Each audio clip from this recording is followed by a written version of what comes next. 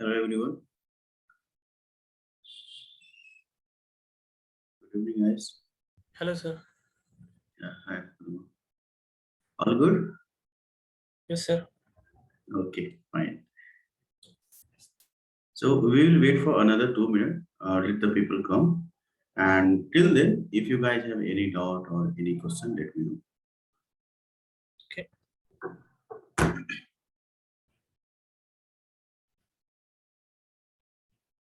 So you guys have installed this Anaconda Navigator? Yes, sir, we have installed it, sir. What will be the content for today? Like what you're going to teach us today? Could you please let us know? Yeah, sure. So I will be teaching you like basic of Python. Okay, like why we are using this Python and what are the source code, bytecode, okay, this kind of stuff. And why do we need a programming language? Okay, which kind of programming, types of programming language I will be teaching. And I will, so actually I'm not teaching, I will just discuss, okay, because these are the basic stuff and you guys should have a little bit of knowledge, like how a Python program runs and this kind of stuff. So today is the second day, right? And we have one more day today. So if the time permits, then I will discuss some components of the Python, right? Which kind of components is used when you're writing a Python program. And the next day, I will be teaching. Sorry, I will be discussing like some of the data types and the operator of data types, right? Only Thank you, sir. yeah. Anyone else?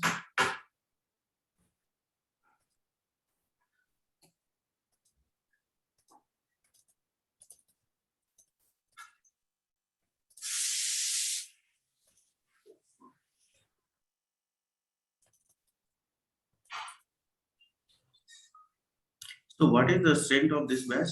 Does anyone have any idea?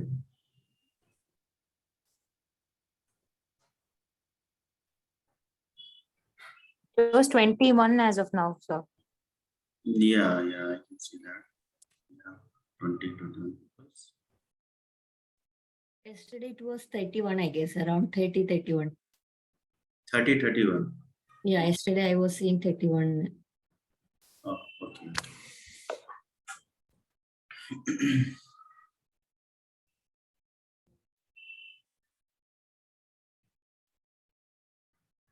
Okay, so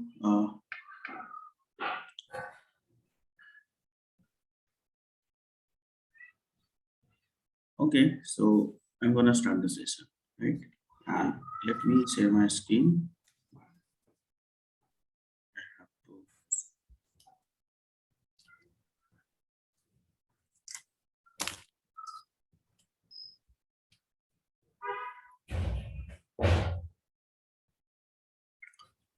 So, did you guys have written any code, like simple codes, in your Jupyter notebook?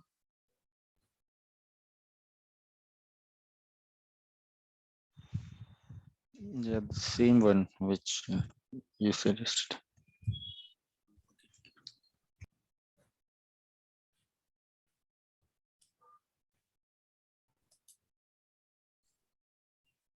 So let me start my Jupyter notebook first. So yesterday, actually, I didn't discuss anything related to the coming from the syllabus. So that's why I'm gonna do first thing today. And because yesterday we discussed only the basic stuff, like the actually I give you the whole idea what next 4 to 5 months it will be going, and how your course is going to run, and how you can write a Python, and with the help of Python you can create a model, you can make predictions, right? This kind of things you can do. Okay, so just wait, let the anaconda start.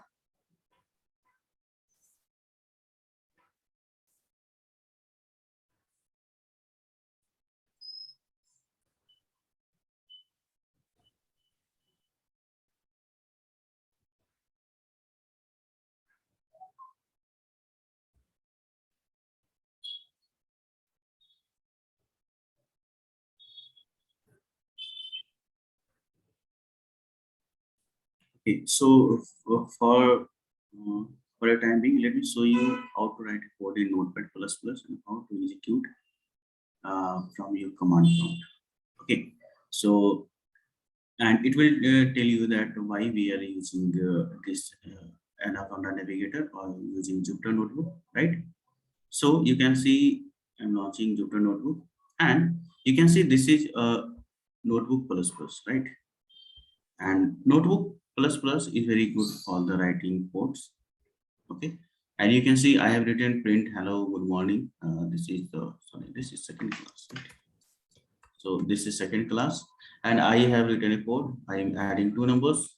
Okay, and in next line, I am actually passing a string, and I just want to the length of this string. Okay, so one code, this is second code, and we have two statement, right? So let's execute. Let's execute this. So you can see right now it is. You can see this file welcome.py file. It is in red red color, right? So it means that you have made changes. You can see that I have made changes here. So first you have to save this file, okay?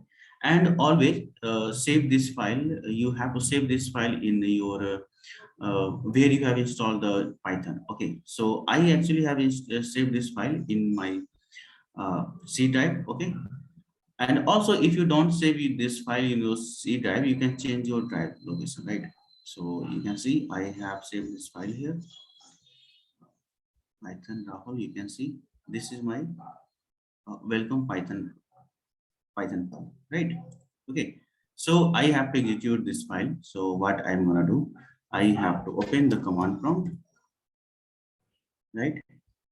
And and to execute any Python file from the command prompt, you have to write like this. First, you have to write Python and give a space. After that, you have to pass the whatever the your file name. You can see my file name is welcome python.py, right? Welcome python.py, right? And if I press enter, it will execute the whole file at once. Okay, and it will give output based on that. You can see first line I'm getting output from this statement. In second line, sorry, in second line, you can see I'm getting output from this second line. And in third line, this is 30, which is telling the addition of these two numbers, right? And next line, it is showing the length of a string is 21, right? So this way you can get, you can execute a Python file, right? But remember, in this way, the whole Python file that you have written, it will be getting executed at once, right? But this is not a good approach for a, at least for a learning period, right? This kind of method or this kind of procedure you can do when you have learned the Python. After that, you can write a Python code in some notebook plus file, and after that you can execute, right? But we are using this Jupyter notebook, right? So this is a good one. So let me see what I have discussed yesterday.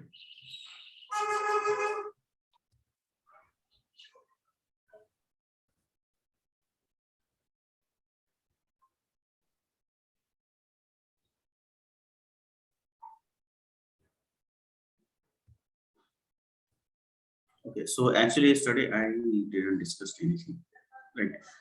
Okay, so don't worry. So this is last two, right? So before starting,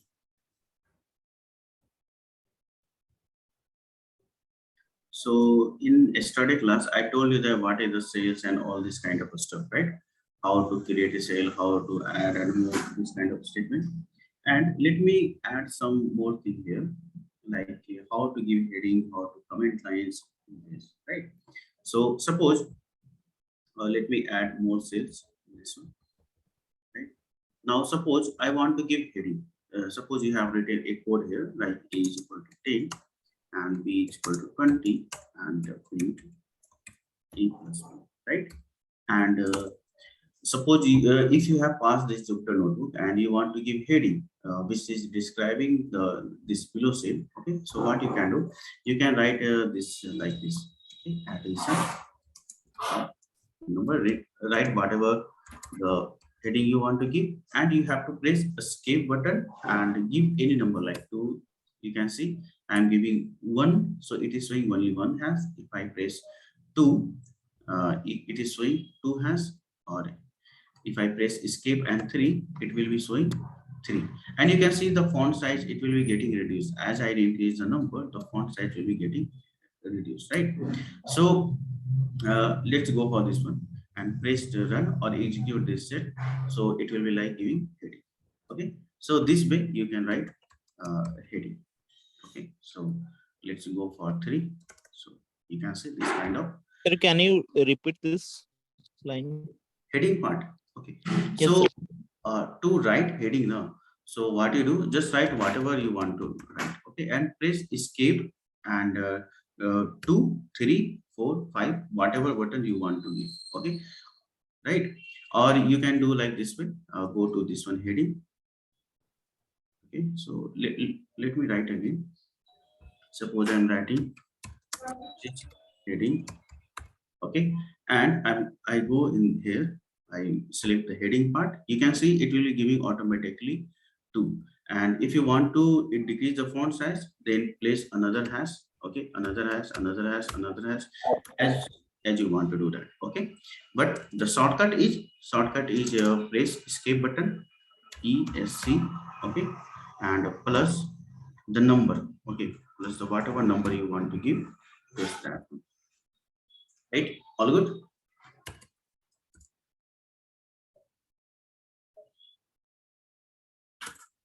Okay, escape button and plus any number. Okay, so you know, yeah, plus any number that you want to get that, right? So that's where you can write heading. All good? Yes, sir. Yes, yes. Okay, So next thing is how to write comment. Okay, how to write comment. So comment, suppose I have written the same code here. Okay, like this way, and let me put another value, c is equal to 30, and print b plus c, like this way. And I don't right now I don't want to use this c value. So how to write comment? So you have to just press escape. This is shortcut. Okay, so let me write. So actually what I'm trying to say, the if you place any hash before any line, okay, it will be converting into comment. Okay, at least there should be one hash. Okay, at least there should be. Sir, why are we adding the dash? Why we are so if you want to make any line as a comment. Okay, so so what is comment? Suppose I want to declare this thing. Okay, or suppose I want to explain that what you have written here. So I can give that giving value in to variable. Okay, suppose I want to explain this kind of stuff. Okay, we are just showing that we are writing this particular Yes, sentence. yes, Okay, got yes, it. yeah. Got it. So suppose in your notebook, in your school days, in your notebook, any teacher give you some formula and you want to write in your word. Okay. Correct. So Understood. yeah, so that is coming, and you should place at least one hash. Okay, at least one hash. If you place multiple hash, it doesn't matter how many hash you place. It will work as a comment, right? So that's how you can do. You can give any line as a comment. Okay, and what is the Okay. shortcut here? You can go to this help section and you can find the keyword shortcut. So you can let me see where it is. Oh, okay, so yeah, you can see by pressing control and this forward slash. Okay, Comment. yeah, so suppose I want to comment this line, then what I have to do? Pressing control and forward slash. It will create it will place at least one hash, right? All good. Okay. And if you want to uncomment anything, then press same thing, control and hash. Sorry, forward slash, right? And suppose you want to comment all this four line, then select at least this four line and press control and forward slash. So the whole four line will be getting commented, right? So in this case, print A, and when you will run this, print A and B will get executed and B and C will not get executed because Yes, C is yes, comment. yes, Like, yes, very good. oh, Yes, so as soon as you, okay, so as soon as you make any code in it as a comment format, then if you execute this, you can see if I execute this, only this line will be getting executed. Rest of this one, it will not get executed. okay. Yeah. So okay, so control CT and plus this forward slash. Okay, this is your shortcut. Good. So this is a comment. This is like a single line comment, or you can single line comment. And suppose I make a comment this one, and so it will the single line comment. It will commenting only for this line. Okay, only for this line. In next line, it will not get it commented. But suppose I want to do like a multi-line comment. Okay, suppose I want to do like this one. Multi-line comment. So let me get some news first, some paragraph.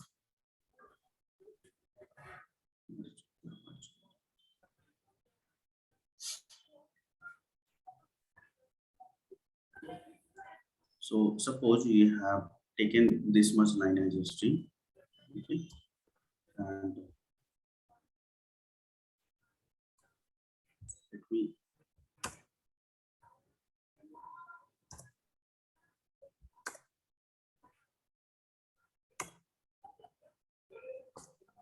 okay, so this way, right?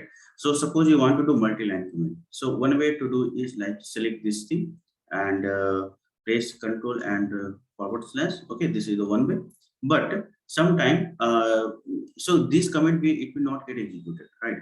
And but if you want to like this kind of documentation thing, okay, or it is like a introduction thing. Okay, suppose you want to write anything, any code, and you want to give some introduction before running this code. Okay, so what you can do? So first you have to select the whole thing, and you have to give a triple quotation 1, 2, 3. You can see that after that it will be getting converted to multi-line comment. Okay, this way. Single and you can place a single quotation, or you can also place the double quotation also, right? So let me copy this line. This way. We can place the same thing as a double quotation also.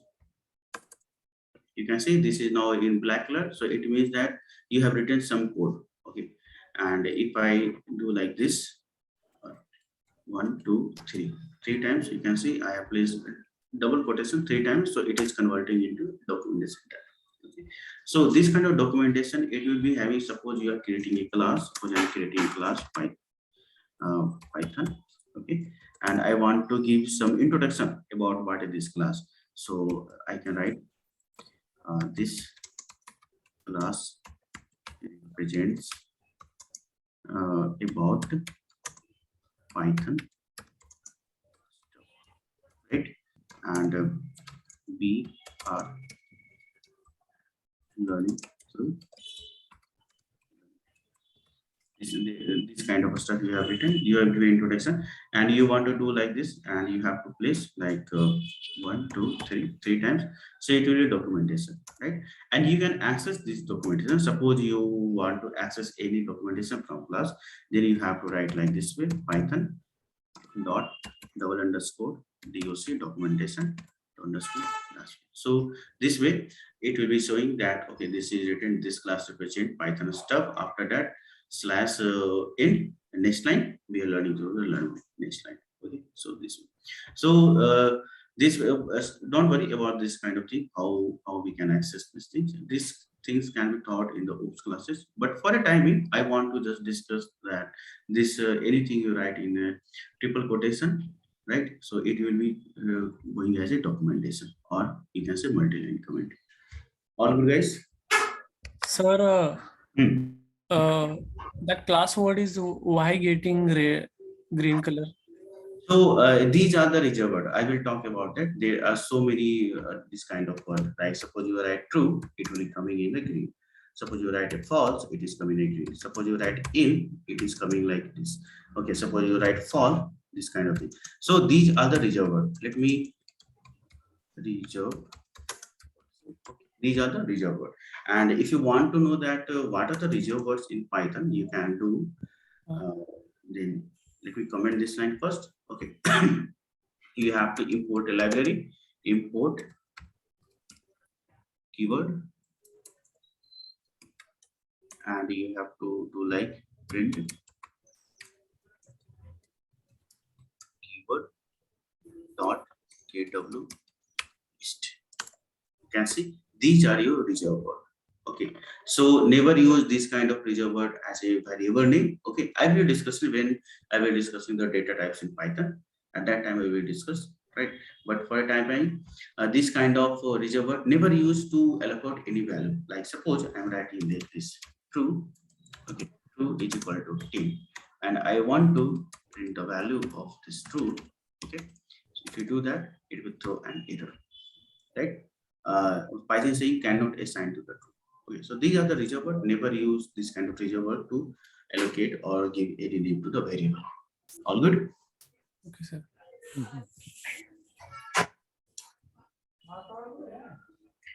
Okay. Sir, Yes. this false and on these words are reserved word. This is only specific and or any words No. These are only reserved word in Python. Okay. Okay, Only sir. these words are. In Python only. Yeah, in Python only. You can see I imported all the reserved words. Keywords. Yeah, from the importing this keyboard library. right? Okay, sir. So Okay. you can see it is there in if import. I have already written import here. You can see import is also available here. Global from this kind of stuff from when you are using loop for why try return except else elif was okay. So this kind of is over. Mm. Okay. And every code in Python starts with the word print. Is that No, no. Actually, the scene is that print is like what is print statement? So print statement is print something on the screen. Okay, so whenever you write a print, okay? so it will print something. So inside of this one, you can write your expression. You can also write your variables. Okay, or identify this kind of things. You can write that. Okay. Right. Okay. Anything else, guys? Sir, what is the main purpose of hash? Why are you using this? Hash is only meant for if you placing any line of code and before if I want to comment this line, just place hash. Okay, Okay. just place. It is just for reference, comment. No, actually it's for the commenting purpose. Okay, for commenting purpose. This is not a part of the coding. No, this is a part of coding. You will be using this kind of stuff too frequently. Okay, so suppose you are writing some code and you want to explain yourself at this, or you want to explain that what you have written at that time, how to write something. Okay, so Okay. they will be a method, right? So that's why we that method is called comment. And how to write comment? Please just hash for that one. It will be getting So we comment. can write also in double dotted comma, na? Double dotted comma, Huh? like how? Double dotted. Sorry, double slash. Okay, let me try. I think this will not work in Python. Yeah, this is not working in the Jupyter. I think this is used in C language. Yeah, maybe in C language it can be done with this way. If you are using SQL, then SQL commenting is like this way. In SQL, let me write first. Okay, sir. In SQL, you will just place two dash. Okay, Uh-huh. it will be getting commented. Or place a forward slash and give a star. So after that, anything you write, it will get commented. So based on the programming language, every programming language has, I think, their own individual command. Okay, sir. Yeah, anything else? Guys?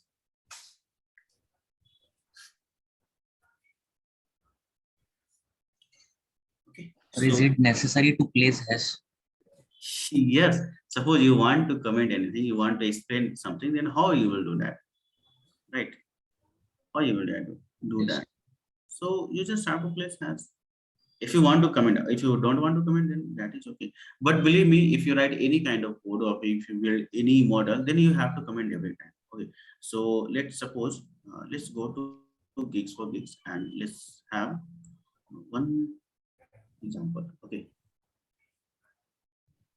Like mm, addition of two number, no, palindrome in Python.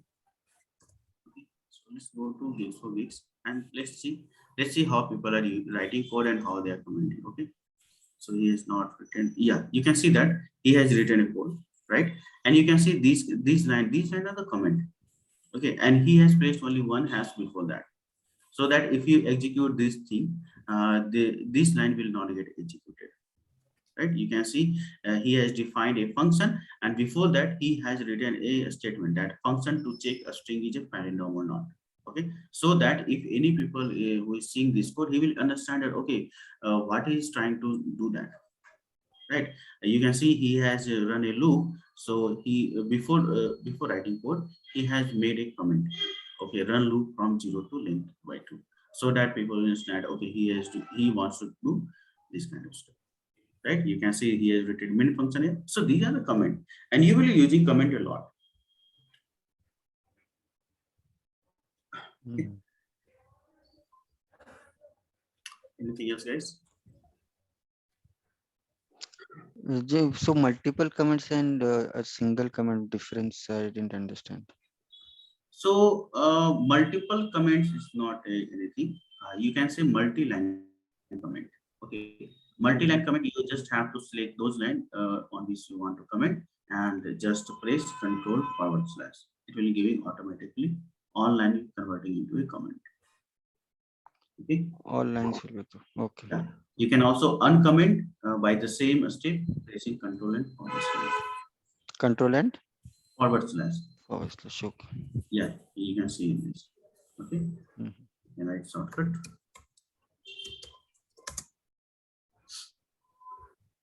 Anything else, guys?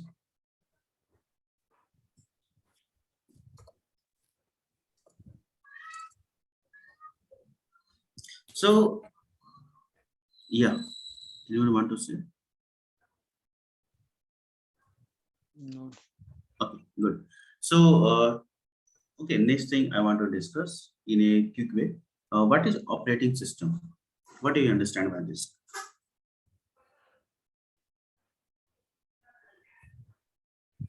It links hardware to software. Yes. All the RAM. Mhm. Yes. Link hardware to software. Anything else?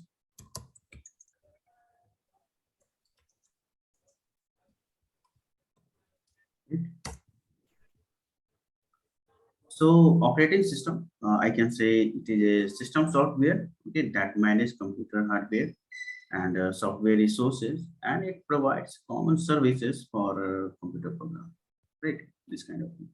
So I think you guys have understand what is operating system. It is a link between hardware to software, okay, or it is a system software that manages the computer hardware and system resources, so that it can give you some common services as you want, right?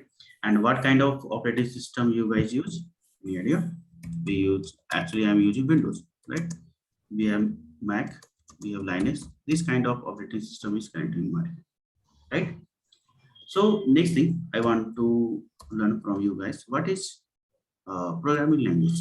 What do you think about this one?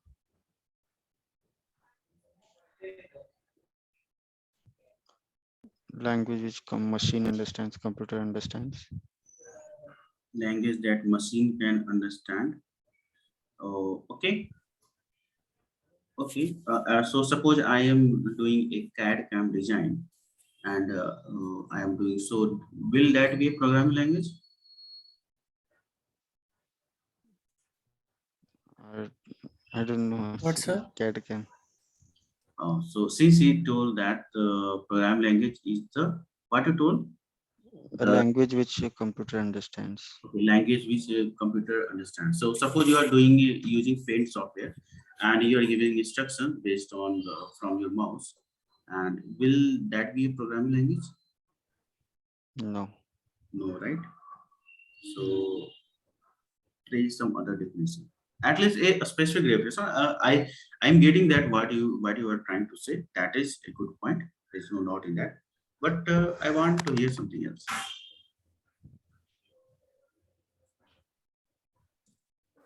Any guess, guys? I can say it is a set of instructions, right? That is used, set of instructions that is used to get our task done with the help of high-level programming language. Okay, at least high-level programming language, not low-level programming language. Okay, so set of instructions from high-level programming language. So the next thing comes that what is high-level and low-level programming language? Okay, so they are basically two types of programming language. One is high-level and next one is low-level. Any idea, guys? What is high-level and low-level?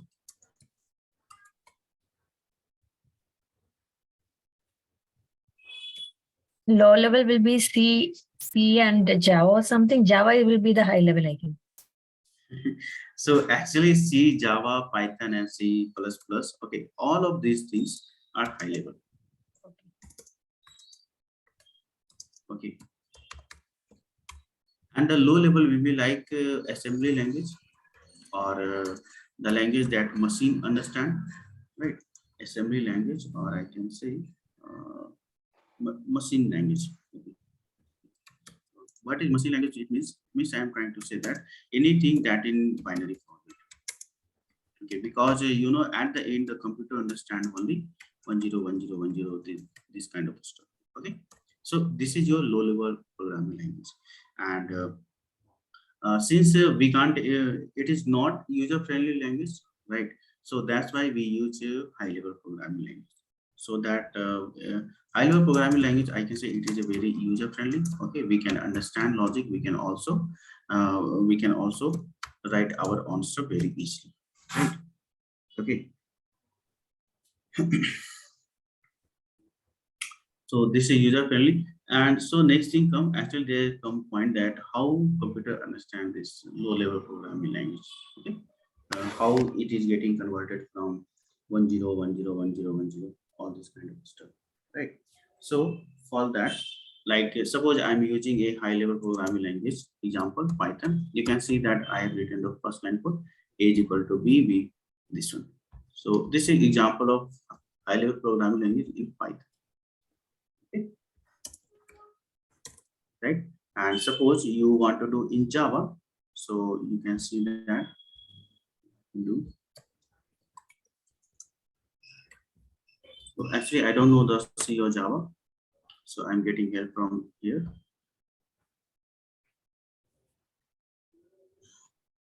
Yeah, so this is your addition of two number in C language, right? This is also high level programming language. This is addition of two number, right? So you can see that in C, you can also check the code in the Java. You can see you have to write this kind of stuff, include a string.h. You have to define which kind of class or which kind of data type you will be getting from the output, right? Since our output is an integer, so we have to define first that int main, and which kind of variable you are also passing. You can see I have passed a and b, which is integer, so I have to write that okay, int should be variables.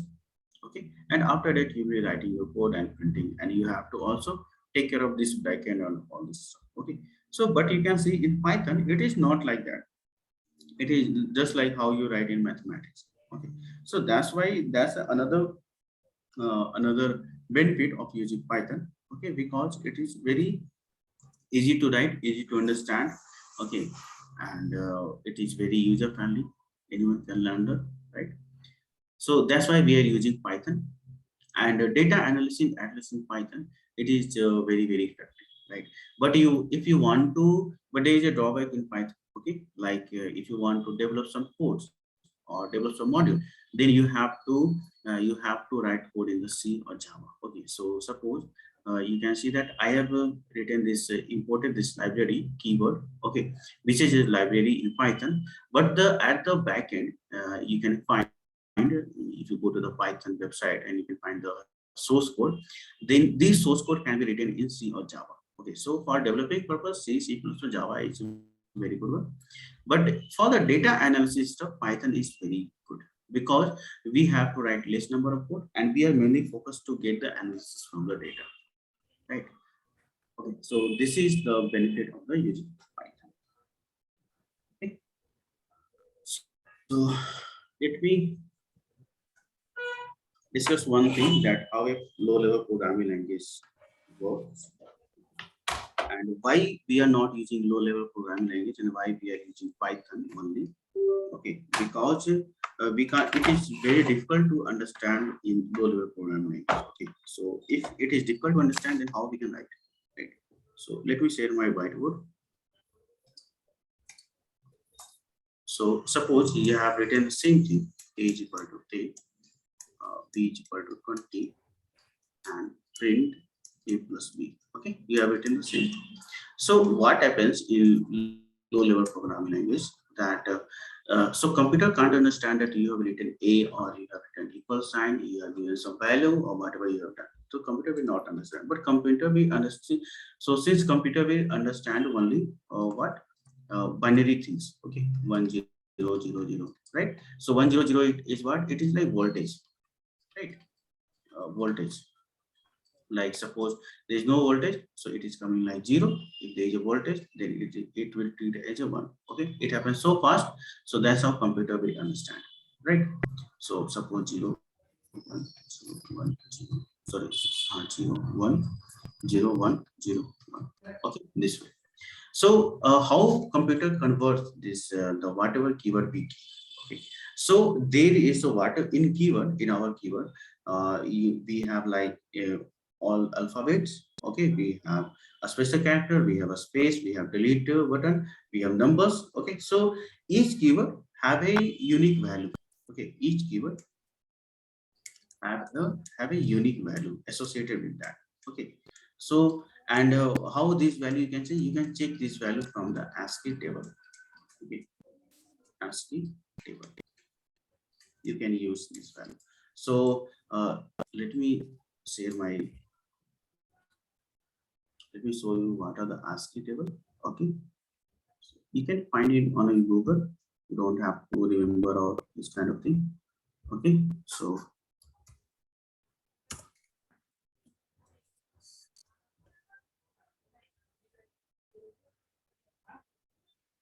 yeah, you can see that for every keyword there is a value associated with this, right?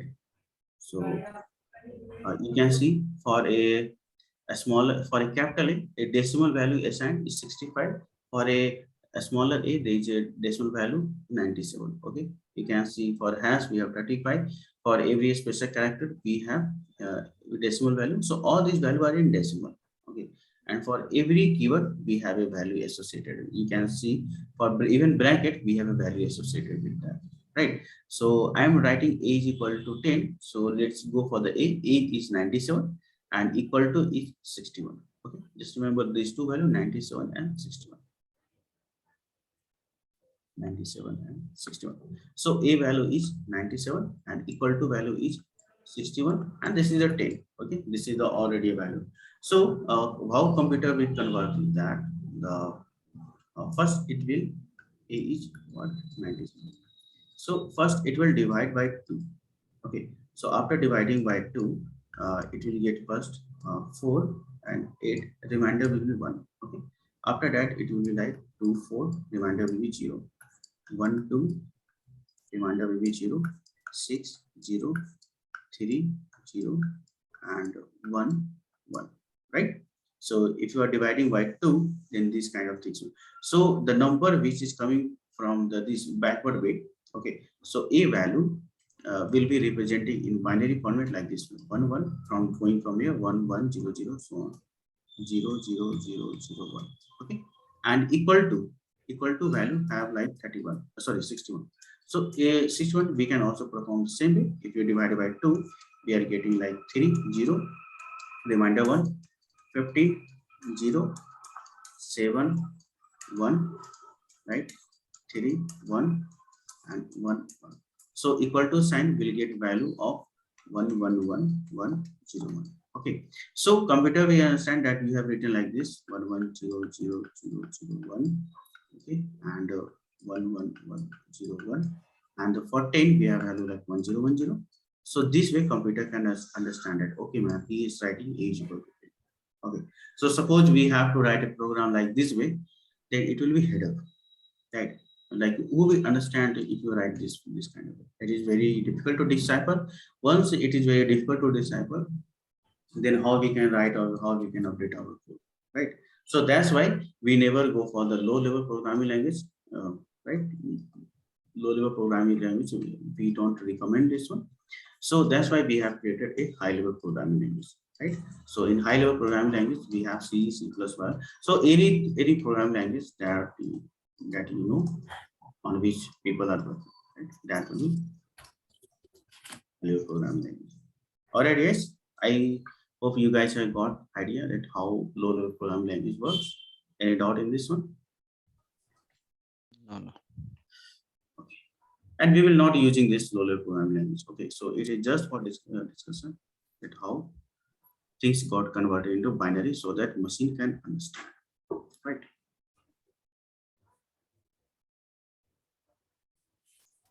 Okay, so these are the high level, low level programming language. And next thing I want to, like, why we are using Python. Okay, let's see. You have seen an example like difficulties in the low level programming language and easiness in the high level programming language. Okay. So any idea, you guys, why we are using Python language? Any guess?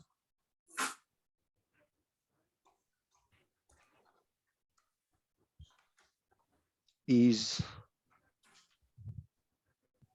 What is it? yeah, I mean easy to write codes. Yes, very good. Easy to write code. When it is easy to write code, then I can say it is easy to understand also, right?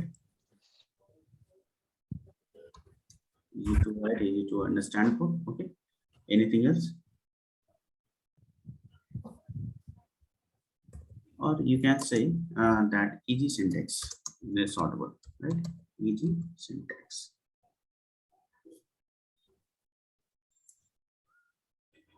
Anything else?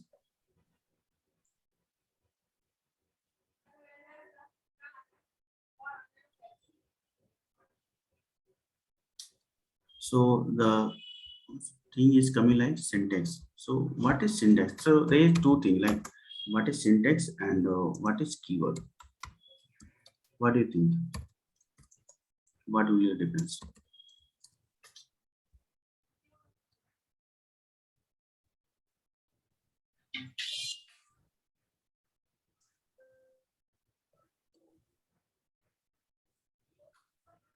Any guess, guys? Give me a minute, please.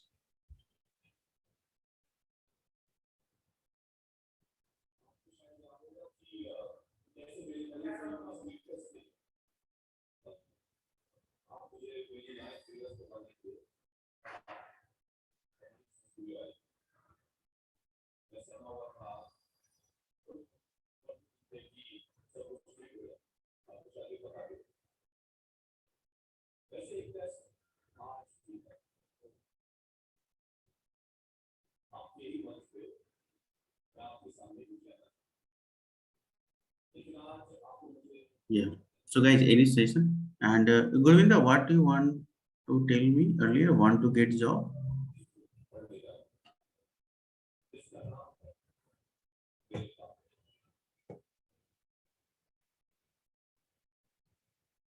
Okay, Govinda is not responding. So Syntax is basically the keyword keywords. मतलब, keywords are the like part of syntax, I mean to say. yes, yes, it is a subset. Yeah. Okay. So keyword, you can say it is a set of predefined word, right? Set of predefined word. Predefined word, like special character, word A, B, C, equal to sign, plus sign. Okay. So these kind of a set of, these are the predefined word. And the syntax, you can see a set of predefined rules, right? Set of predefined rules. Okay. So that's the difference between syntax and word. So yeah, and so I got only one response, like why we are using Python. It is only one thing, that it is easy to write.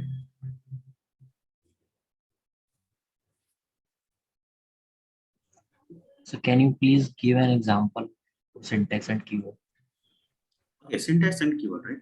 So in keyword, like you can say all the special character, like has, right, at rate, right, dollar sign, okay, percentage, etc., etc. Like even A, B, okay, semicolon, comma itself, right, quotation, right, single quotation, double quotation, all of those things, right, forward slash, all of these are the predefined words. Okay. And syntax is like predefined rules. Suppose I want to write like this way: a is equal to 10 and print a. Okay, so I'm writing a here, and we have to write in a small bracket. Okay, so that is a syntax. So suppose I don't write I write this way, and if I execute this, you can say it is coming like a syntax. Okay, so there is a syntax that you have written in a wrong way. Okay, so like this way, and suppose I am giving like double, like this way, then it is coming, it is getting executed. So let me give another example, like b equal to 20, and I want to do like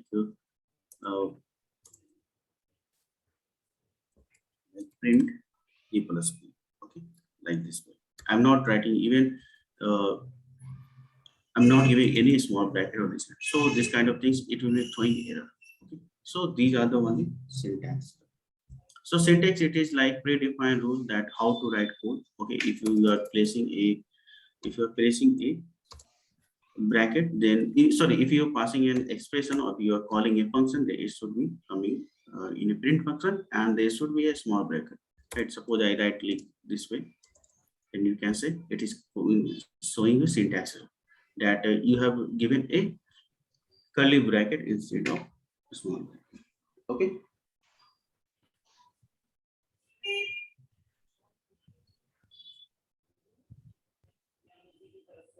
All good, guys? Okay. Yeah.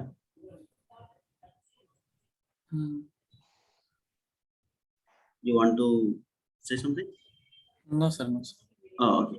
So why Python we are using? So it is a easy say in Python we have an easy syntax. It is an open source. Okay. So open source, it means that you don't have to pay. Okay.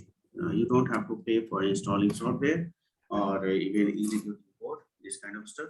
Anyone can access this, right? And it can use this Python. Right. Next thing comes like it has a support of a good library. Okay, it contains good library. I mean a lot of library, not a small one, but it is a lot of library and support of library and packages. Okay, it is a open source. Okay, so open source I have already defined. So it means that a good library package and open source, it is means that, or you can say it has a very strong community support. Okay, very strong. So suppose if you got stuck in any code or you are not able to understand a code, so if you paste that code in the Python community, then you will be getting reply very in a very short time, because a lot of people are working, and a lot you can, so a lot of people you can get a response from a good community support, right? A strong community, right? And it is fast and effective also. You can see that writing a code in Java and writing a code in C, you can see the differences, right? And it is a pretty fast to write and execute a code compared to any other language, right? And next thing I can say, yeah, portability, I can say that. Okay. So it means that portability, that you can write a code from your desktop, from even from your phone, right? So mini Python nowadays a mini browser, you can run a Python code in a project shell. Okay, you don't have to install software and this kind of stuff for at least for basic kind of operation, right? So it has a good portability between the operating system and this kind of stuff. Okay, so and it can be used for anything. Okay, I mean everything. Suppose you want to do like a web scraping stuff, then you can do with the Python. Okay, if you want to build an application like YouTube or Google or even Quora, then you can write a code in Python and you can do that, right? If suppose you want to develop a game, then you can do that, right? In Python also. And there is an example like InShot app, right, which is used to get news in only 60 words. So all of the code written behind that in Python. So you can develop any application on anything you if you want to do that, right? That kind of things you can do with Python. All right, guys. So these are the basic things that what is operating system, programming language, why we are using Python. I hope you guys have got little bit of idea because of the simplicity and the easiness we are using this Python stuff. Python programming, right? Okay, so next thing comes up, like what is source code, bytecode, and one more is like machine code. Okay, so let me write this one. So what is meant by source code? That anything that we write, that is your source code. Anything we write, right? Anything that we write on like notebook or like Jupyter Notebook Plus or Notebook Plus Plus, right? So anything we write as a code, it will be like source code. So suppose I'm writing this kind of things, right? So it is a source code. Okay. So if you are building a model, like yesterday I have shown you a project there where I have written some code, so that will be source code, and you can download this source code in your as you want to download. Okay, you can download is this notebook file and the Python file, PDF file, whatever. But for executing purpose, any file that having .py at the end of format, it will be a Python file. And if anything having .ipynb interactive Python notebook, it will like notebook file. And you can execute only notebook file in Jupyter Notebook. You can't execute this Python file. Okay. So yeah, so this is the source code. Or suppose in the you can see in Notebook plus plus, I have written this line of code. So this is my source code. Okay, this is my source code. So next thing comes up like what is intermediate code? What is intermediate code? And what is machine code? So I think from the machine code. So machine code at the end is like a binary. It is coming in a binary format. Okay, binary format, like after getting converted 1010, this kind of thing. Okay, and before converting from the source code to machine code, okay, there is an intermediate code, right? There is an intermediate code. So this intermediate code, it can be, suppose if you are using Python, then with the help of Python virtual machine, you will be getting a code which is actually in Python comes after compiler, after executing, not executing, after compiler, I can say. Okay. So what is compiler now? So don't worry, I'll be discussing the next thing.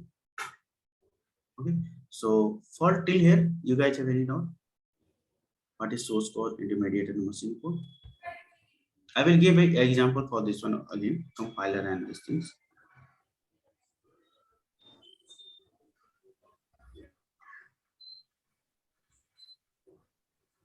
So it's clear. Okay.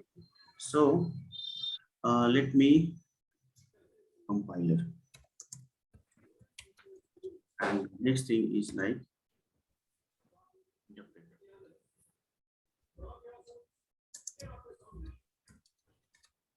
Okay. And how a Python program gets executed in Python. Yeah, how a Python program gets executed. So these three things, let's have a discussion on this one. So I will be using whiteboard. So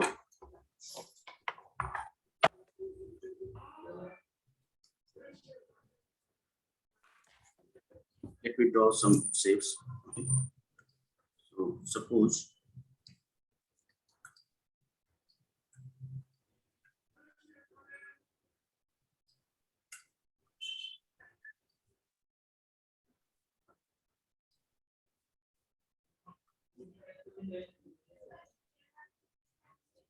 yeah. So this one, it will be your source code. Okay. Source code. And source code have a file format like suppose I am writing abc .py. Okay, this is your source code, and you have a code written here like the same thing, simple one, a is equal to 10 and b is equal to 20 and print a plus b. Okay, so whatever you write, it will be your source code. Okay, and next thing, it is a compiler. Okay, it is a compiler. Okay, and this one is your intermediate code.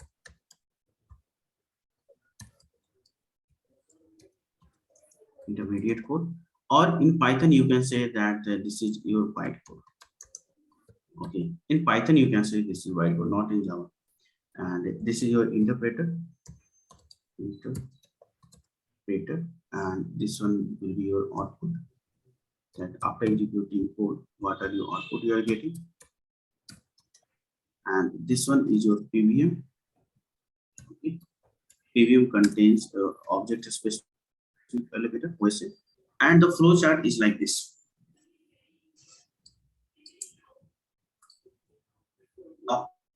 after writing source code, this source code will go first in the compiler. Okay. So what is compiler? Yeah. So compiler and interpreter, these two are translator. Okay. Compiler and interpreter, these two are translator. Compiler and interpreter, these two are translator. So what do you think by translator? Translator was anything that it is used to translate. Like I am writing in Python code, and it is translating to the machine in binary format. Okay. So that one will be your translator. And this translator, we have compiler and interpreter both individually in Python. Okay. And in Java, what happens? Compiler and interpreter both coming in the both are in only one block. Okay. So but in Python we have those two things in a different, and this intermediate code we can't see that. Okay, we can't see that. We can't see that, and we don't even have the access of this one. So it happens for the individually, sorry, internally. Okay, and this is your PVM. PVM is your Python virtual machine. Okay, it is Python virtual machine. In Java we have a JVM, Java virtual machine. Okay, okay, and this is OSA, is object specific allocator. Object. जा रहा हूँ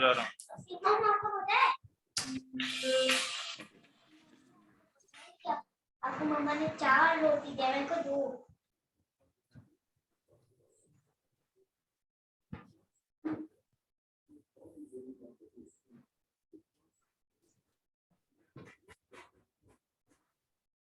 चल Okay, yeah. So जा रहा हूँ yeah, somewhere please mute yourself. Okay, so what compiler does? Compiler, it will check you that you have written code in a correct way or not. Okay, so compiler, it will check your syntax. Okay, what is syntax? I have told you the predefined rules. Okay, and it will also check the indentation. Okay, what is indentation? Indentation is a white space, that whatever you have written code in a white space. If there is a space between them, that will be indentation. Okay, so suppose I'm writing a code like this for I in range. Okay, and after that I'm giving semicolon, then there will be 4 spaces, and after that you can write. So compiler will check only grammatically things that you have written a code in a correct way or not, right?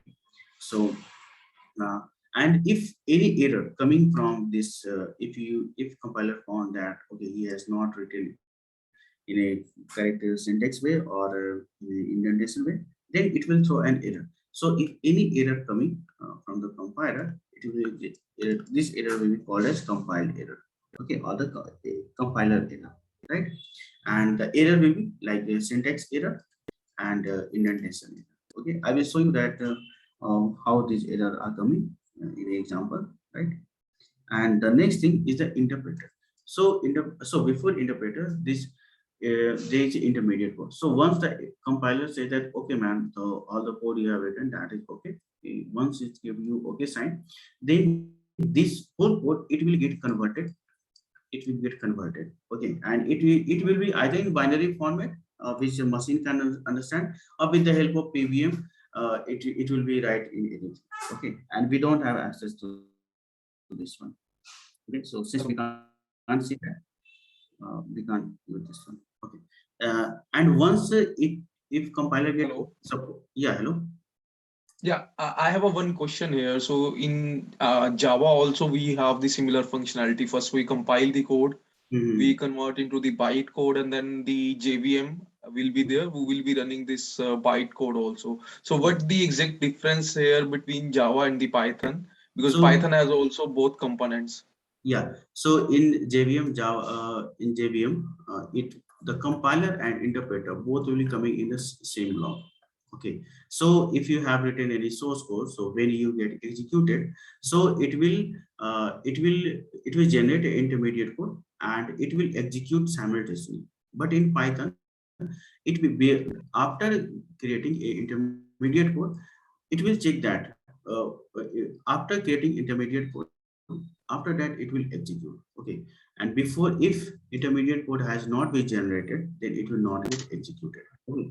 And this intermediate code can be generated only after the compiler, but these things not happen in the Java. Okay. Compiler interpreter, it will execute the whole code at once. Okay. And if it found any error, it will stop there.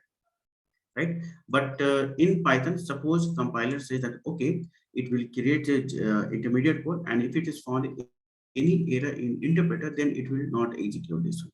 But intermediate code can be generated, okay, in Python. But in Java, in this case will not happen. This, since compiler interpreter both come in the same block, so if any error coming in executing or in syntax, then intermediate code will not be generated in that. Okay, or although suppose you have written in a correct way, all syntax, all things are good, but you have written a wrong code. Okay, at that time, intermediate code will not generate it. But this thing not happens in the Python. If syntax is good, then intermediate code will be generated. Okay. Got it? I think we do the same thing in Java also. I mean, I can generate like Java C, and then the intermediary bytecode can be generated, and then we will run it like with the Java. We run the program. Yes. So it's So only difference will be coming in the error part. Okay. okay. Yeah, only error part. So let me show you example if you want to see that. Okay. Let me see my screen. So suppose I'm writing like this way. A is equal to 10 and b is equal to 20, and I want to print A and I want to print C, which I have not defined here. Okay, and print A plus B, right? Yeah, I have written this one. So if I execute this, you can see the error coming is like name error that I haven't defined. Okay, so when this code goes to the compiler will check each and every line that, okay, he has written correct way here. Okay. Although C is not defined, but compiler will not check that you have created this variable or not. It will just check the syntax and indentation, right? And based on that, intermediate code will be get generated, right? And Okay, when, so in this case, the intermediary code will be generated. I mean, in yes, this yes, case, right? yes. Okay, And yeah, this, okay. yeah, and this name error, it is coming from interpreter.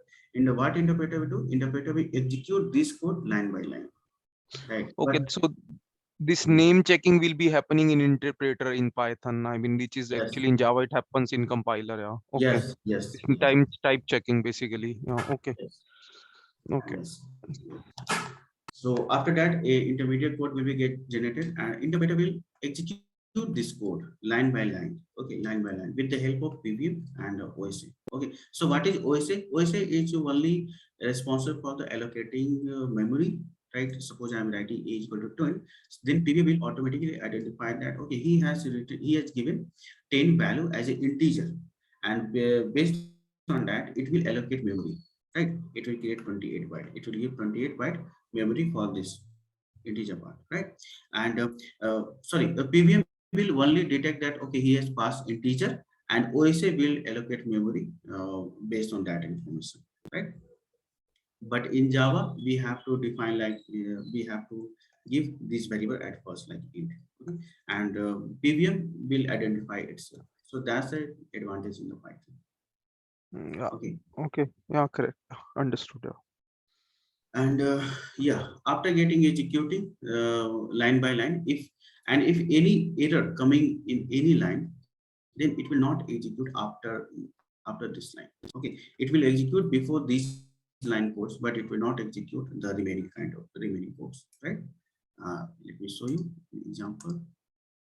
So suppose so you can see I have written print A. So print A, it is executing this one. Okay, since the intermediate code has been generated, that's why interpreter is executing this line of code. But since it is there is an error in this line of code, although the next line has a correct code. Okay, although the code is correct, but interpreter will not execute this one since there is an error before this line, right? and you will be getting output. And suppose any interpreter, if it is getting any error, then it will, this error will be seeing that runtime error. Okay, this will be the runtime error. So any error will, while executing the code, this error will be getting like runtime error, like name error, right? That you have seen earlier, value error, this kind of error you will get. Okay. Any doubt, guys? Any question? How a Python program get executed? No. Okay. Anyone else? So let me show you how a Python program get executed in a different way. Okay. So there is a software I recommend for the next 10 to 15 days, at least 10 to 15 days for the core Python module. Once you get started, go to this website thonny.org and download this application based on your operating system. Right?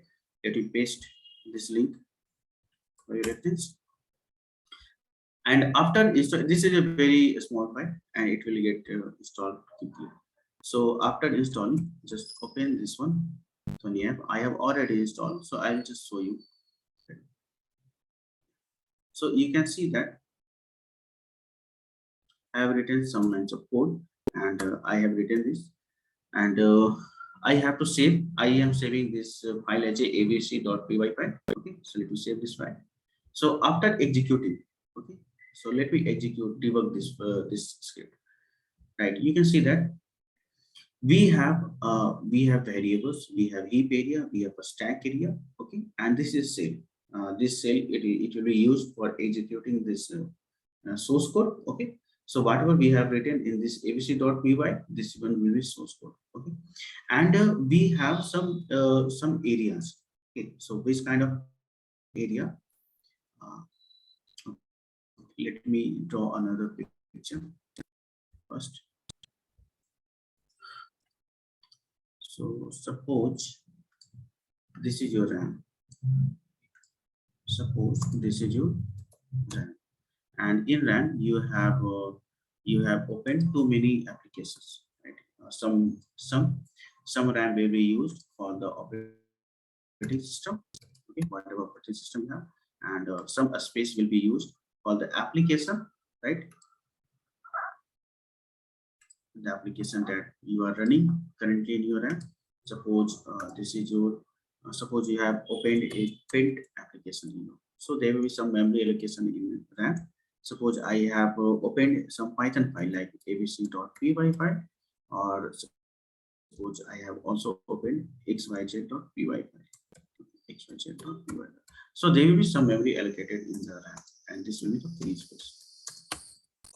Okay, so for every application there is a memory allocation in the RAM, right? So let's suppose discuss about this space only. Okay, abc.py file. This is your abc.py file, and there will be some more like this way.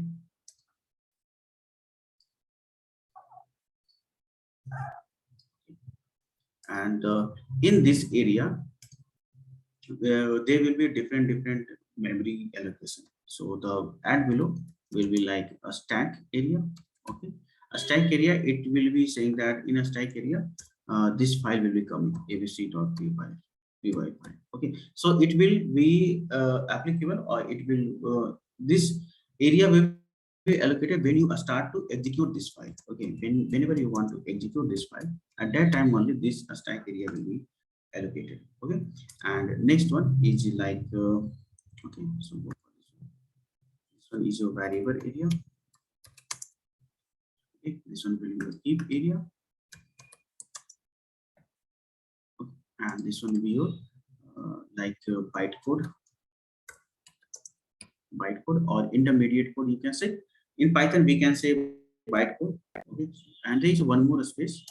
Okay, already defined. This one will be free space. Okay, so suppose I want to update code after a while, then this free space can be utilized here, right? So in this heap area, so a heap area, it is used to used to allocate the memory for the object. Okay, it is used for the memory of object. Now comes to what is object. So everything that we write in Python is object, right? Everything that we write in Python, that is your that is your uh, that is object. Okay, and the this memory of the object, it will be assigned in the heap area on this. Okay, so let me give you an example. Like if you are defining list, if you are defining a string, a tuple, set, etc., etc., anything that you write. Okay, that will be your, suppose you even you have written a range also, range function also. Okay, so that one will be treating as a object, and this object will have some memory in the heap area. Okay, and the whatever the variables that you have, whatever the variables or identifier that in a static class identifier. Okay, so in data type I haven't discussed, so I'm not right identifier. Variable is like, suppose you are writing a is equal to 10. Okay, so a will be your variable, b is equal to 20, then b will be your variable. Okay, so anything the value which is assigned to some variable, this variable will be stored in this variable area, right? And this bytecode will be same thing like intermediate code after getting converted into with the help of premium, right? So each area will have some space, and this space will be used for executing the Python file, right? So let's go back to this Thonny app. You can see this is your source code, a is equal to this, and this is a variable area, this is a heap area, this is a stack area. So you can see, okay, so let me stop this one. So you can see, first I have to select all of this variable that I want to show. So you can see in a stack area, we don't have anything. So once I start debugging, this file, abc.py file, it will come in a stack.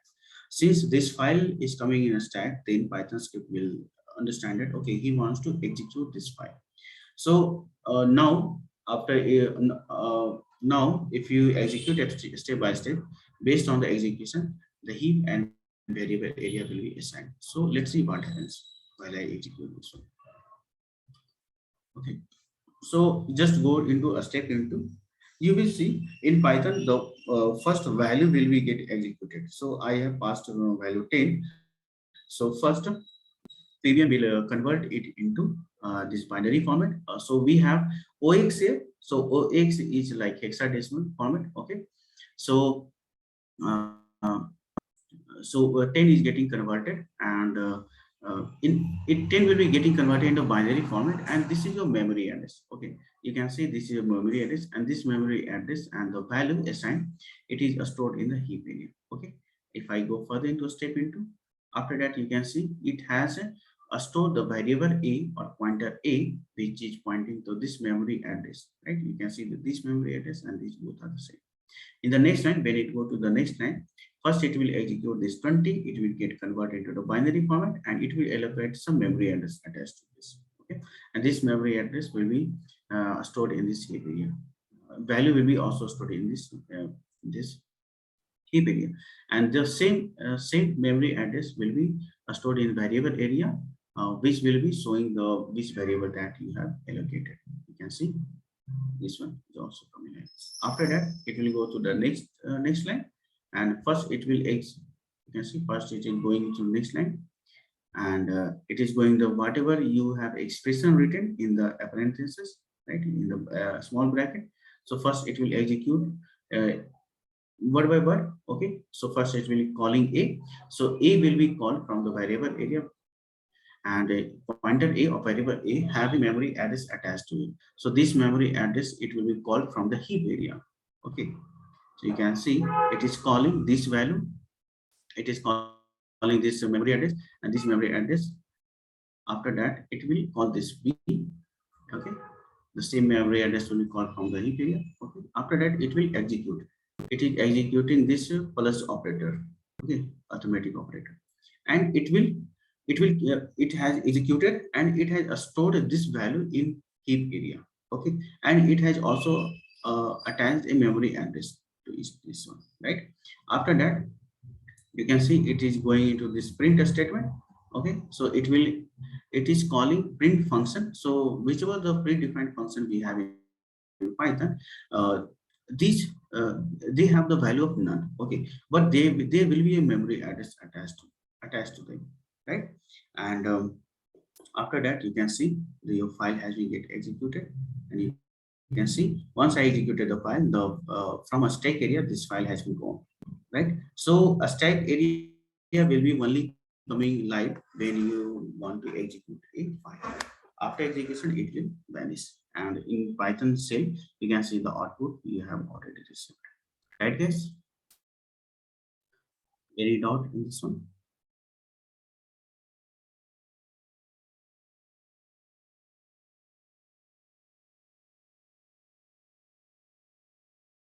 Okay, I think everyone is happy.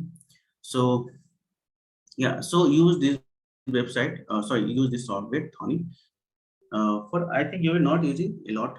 For only 10 to 15 days you will be using, so that you have idea that how Python uh, Python code or Python file get executed, and how heap area or variable area, stack area, all this is coming into the life, right?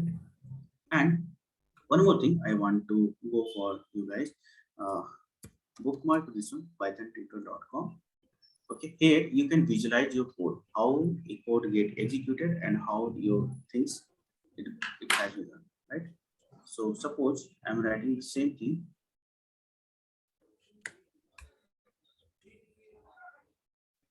So let me paste this code in your chat box.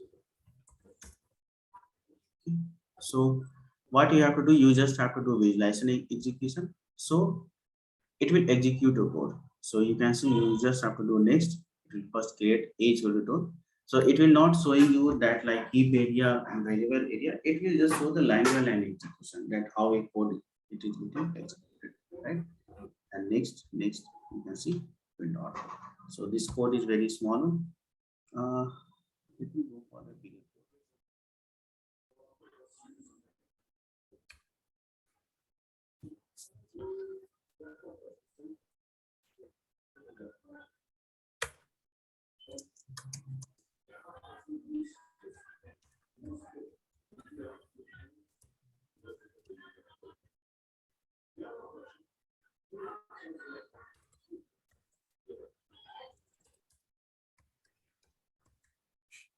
Okay, let's do this.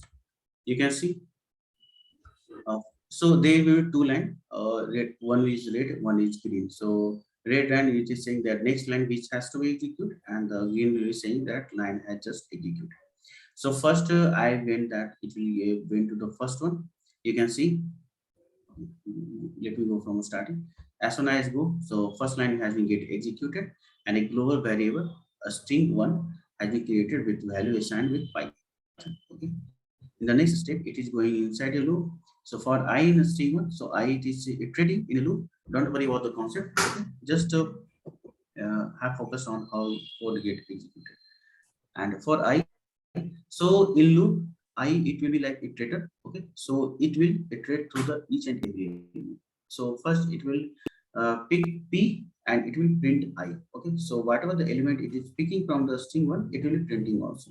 So you can see in output section, p has been printed. Okay, in next line it will go again inside the loop. Okay, and it will pick another element y, and it will pick enter here. Okay, so again it will go inside loop, it will pick another element, and it will print also.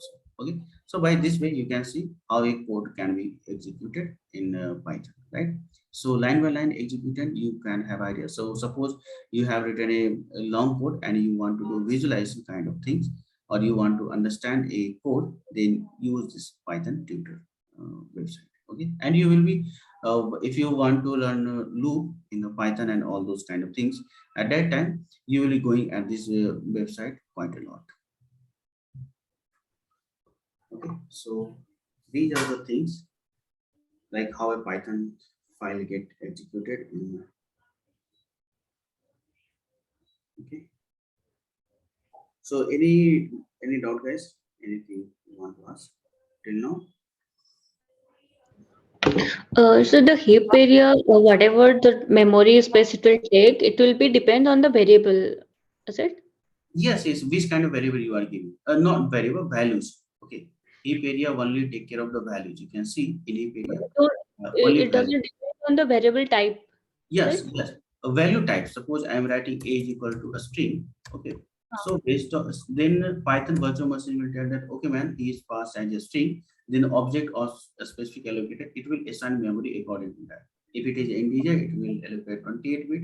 If it is a string, then it will allocate maybe 14 bits or whatever. Yes. So it Okay. will allocate memory according to that. So heap area only responsible for the values and variable area only responsible for the values.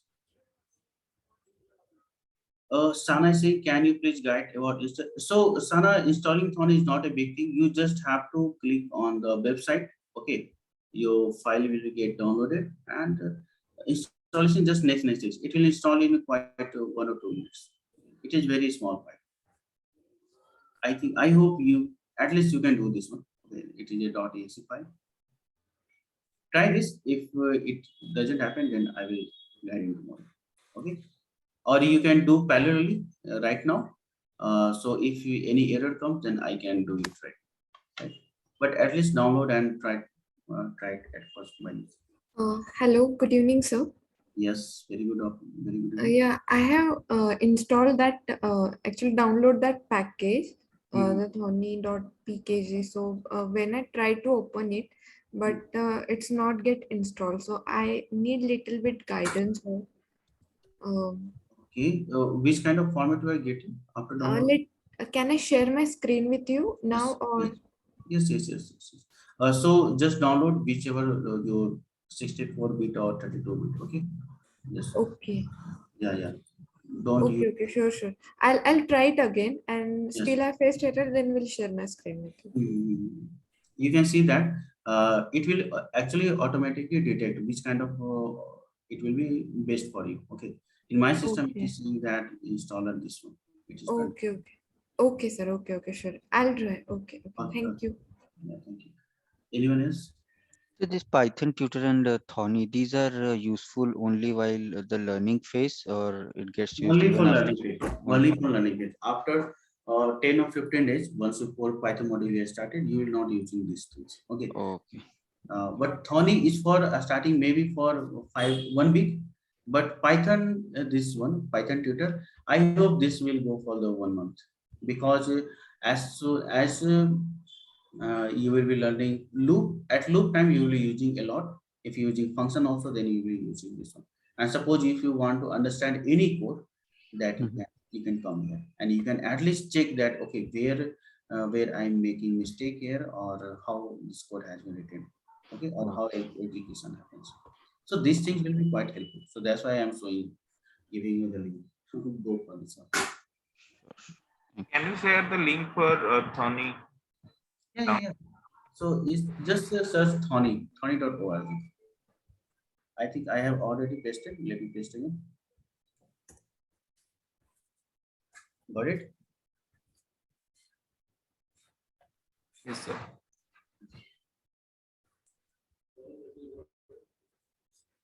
Okay. So guys, Sir, in that we need to download that Thonny 4.0 Windows. Is that the one? Let me check.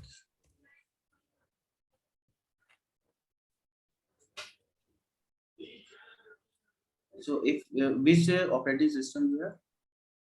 Windows. Yeah. Download version 4.0.1. Yeah, that's. Okay, sir. Okay. Yeah, so it is a Ukrainian website. Okay, so you can see that dedicated to Ukrainian fighting. Okay, so just use. Don't think. Okay, guys. Anything else you want to highlight?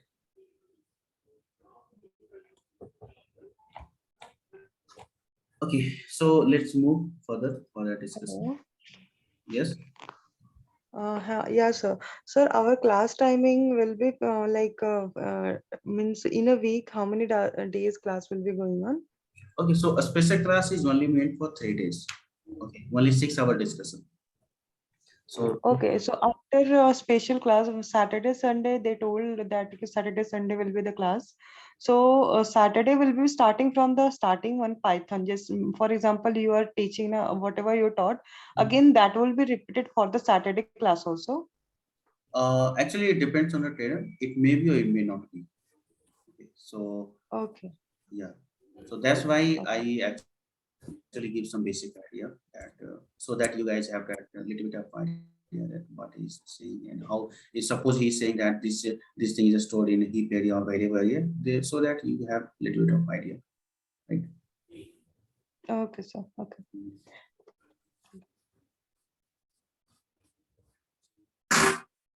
Okay.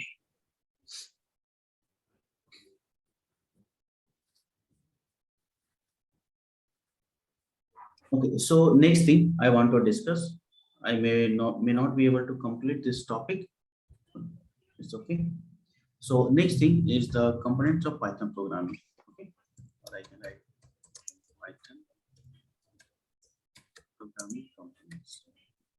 What are the components of Python? Right. So Python programming components, we have like 7 or 8 components. Components is like I can say uh, mm, like ABC of alphabet.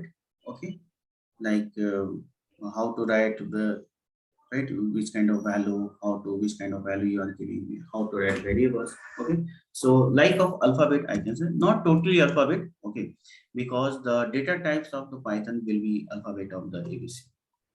Okay, but you can say like little bit like a rules. Okay, syntax. Syntax I can say predefined rules. Okay, it will be telling you about predefined rules mostly. Okay, so the first programming components, Python components we have is litters. Okay, so anyone have heard this name? If heard, please share some thoughts. What is litters?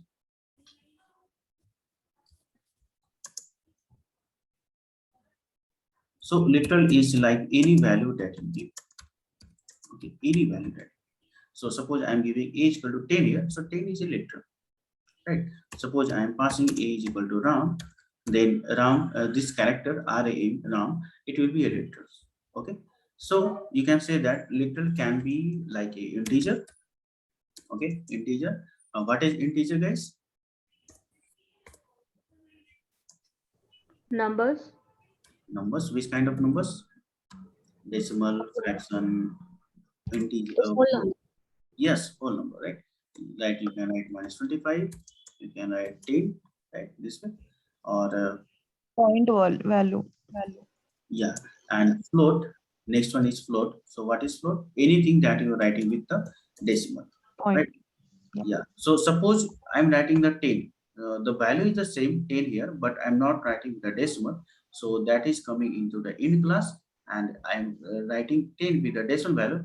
Then it will going in the float. Okay. So maybe C or Java, it is float with same as the doubles. I hope. Okay. So suppose you want to check this one. Suppose I'm writing a is equal to 10 here, and I want to check the type of the class, which then we can use type function, a type method. You can see it is saying that it is int class, right? And suppose I'm writing b is equal to 10.00, and I want to check the type of this function, then we can say like type of b. You can see it is saying that float. Okay. So you can see I have written type A. Earlier it was showing a result. Now it is not showing result of this one. Okay. So in PVM what actually do? It will automatically detect the last. It will execute the last row. Okay. So suppose I am writing here. I want to show the output of both code. Then I can write print here. And if we don't write print here also, then it will be executing by default. Okay, but suppose I want to execute this line also, then I have to write at least print here. Okay, we can also write here also if you want. You can see first one is a integer class, second is a float class, right? And next literals we have complex value. Okay, so these are the predefined. Okay, these are the predefined. So what is complex? I think everyone is quite familiar with that. Combination of real part or imaginary part, right? So in mathematics, actually we write 3 plus 5 iota. Okay, but in Python, instead of iota I, you have to write G. Okay, that's how Python understand that you have passed a complex variable, right? Just like I'm writing C plus 3 plus 5, 5J. I can check this one. Yes, this is it coming in a complex class, right? Anything else you want to say that this will be literal? Sir, can you explain complex again? What is complex? So complex number, actually it is coming from the mathematics. Okay, it is getting used in suppose some electricity kind of a stuff. Okay, at that time complex will be coming. Okay, so complex is a combination of a real part plus imaginary part. Okay, and how to write this complex? Complex, how to write? In mathematics, I have to define imaginary part as iota. Okay, but in Python we have to write G here, right? So that's only difference, complex.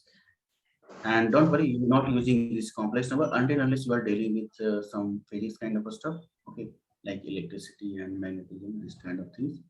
At that time, you will be using complex number. And any next little guys, any next value that I can pass? Can plus Boolean also.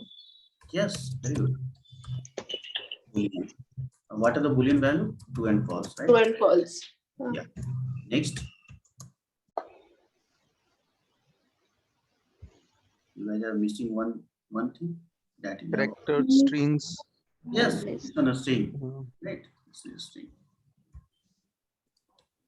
So what is a string? So that anything that you write in a single quotation, right, or anything that you write in double quotation like this way, right?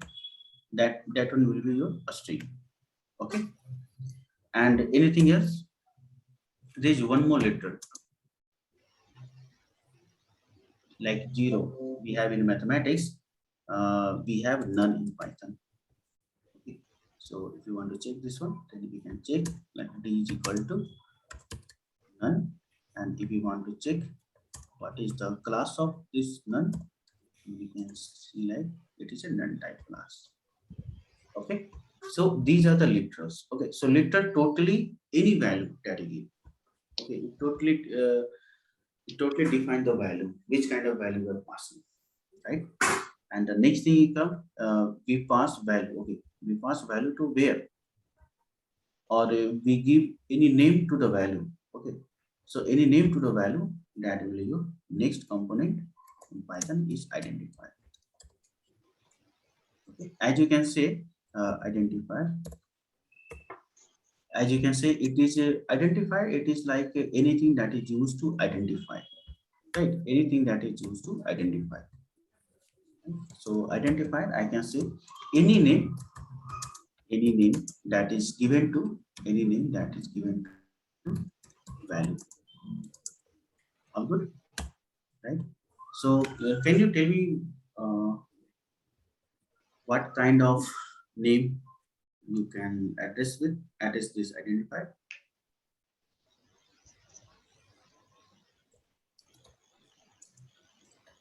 At least you can say constant and variable. If I am passing like age equal to 10, then that one will be like constant, right?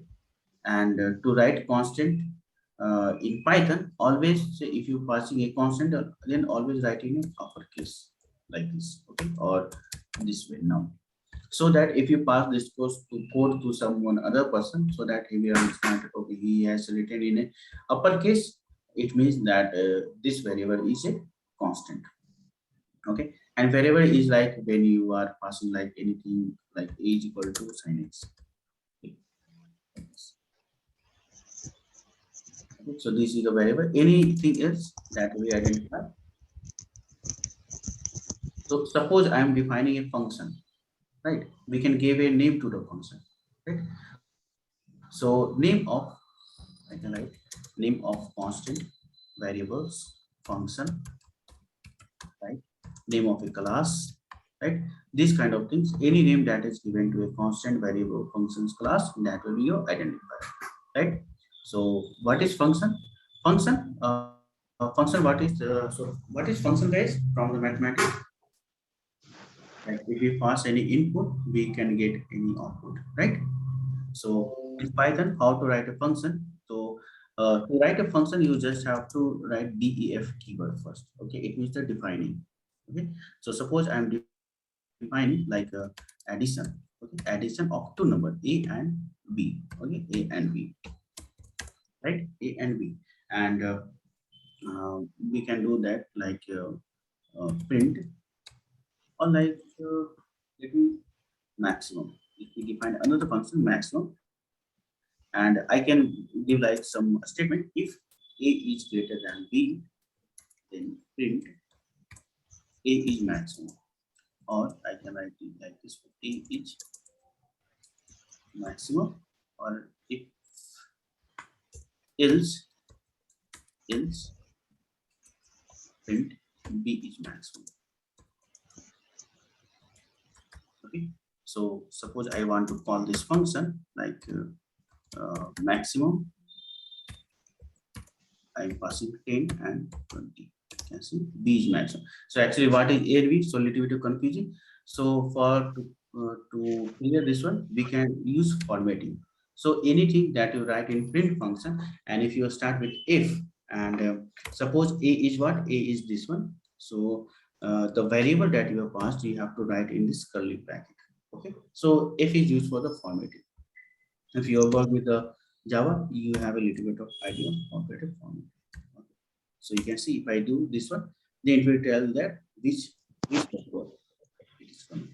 So variables will be coming in this curly bracket, and if is coming at the starting of this whatever the statement that you are writing in print function. Okay, so this is a function. All good, guys? Any doubt?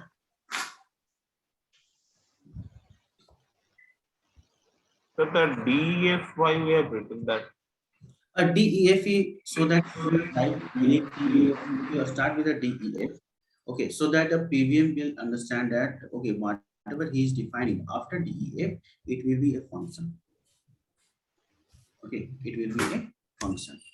Let me check whether it is so or not.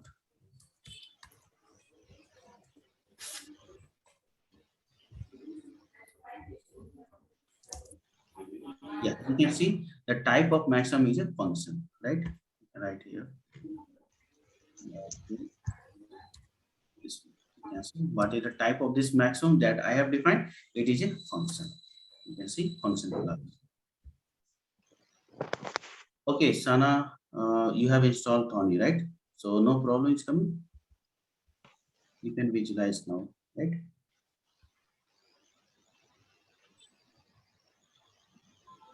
All good, Sana? Yes, sir. All good. Oh, so this is class. Sorry, this is function. Next thing is like class. So suppose I want to write class, and I have defined the same thing. Let's say maximum. Okay, let's do same thing, maximum.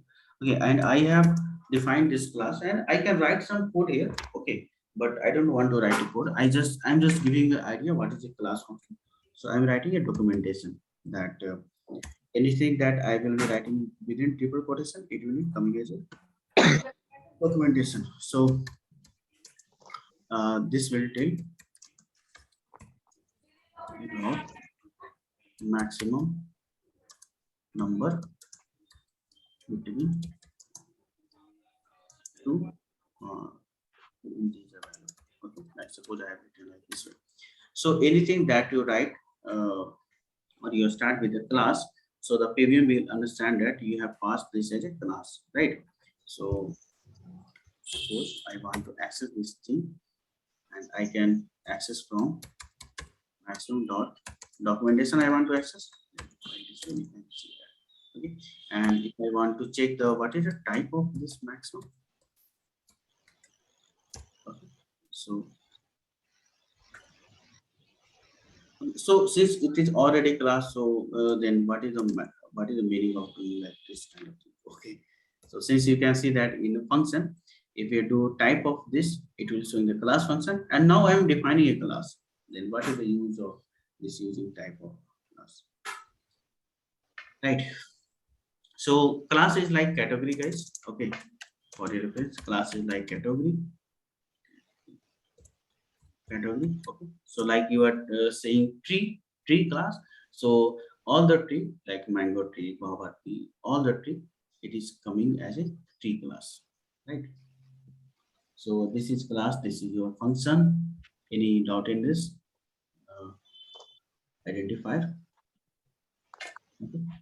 And there is some rule associated with identifier. Okay, rules so that we can write name that I have written. You can see now BC, so that you should follow some rules. Okay, so the first rule is that uh, allowed character.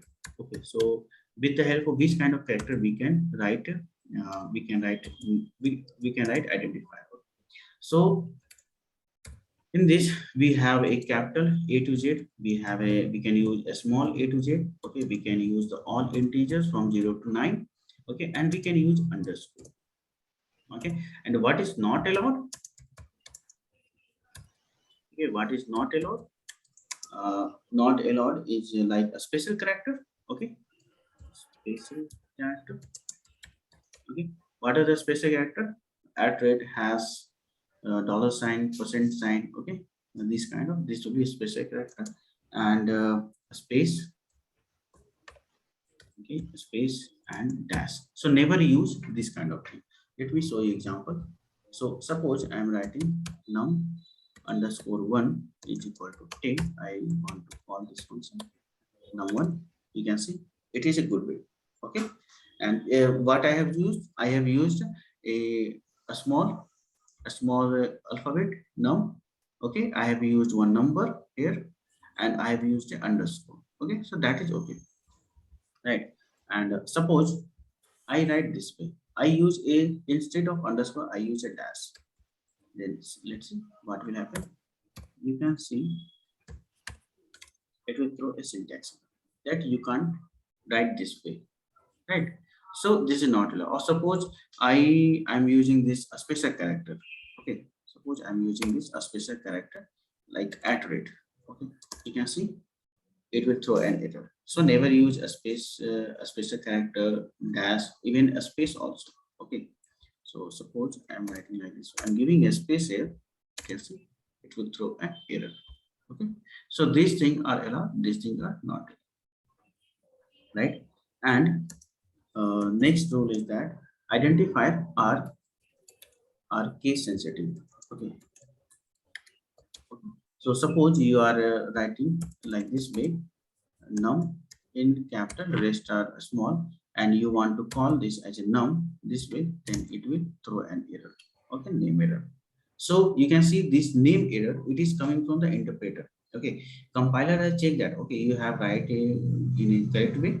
You have indentation is okay, syntax is okay. The intermediate code has been generated, but when it is getting executed line by line in interpreter, at that time it has executed this one, but in this line it has throw an error. It is coming as a name error, right, guys? Okay, so these are the case sensitive. If be careful about the case sensitive. Python in SQL, Python is not like SQL. In SQL, SQL is not case sensitive. It doesn't matter whether you write uppercase or lowercase, but Python is very case sensitive. Right? Okay, and one last rule is that never start uh, never start with a number. Okay.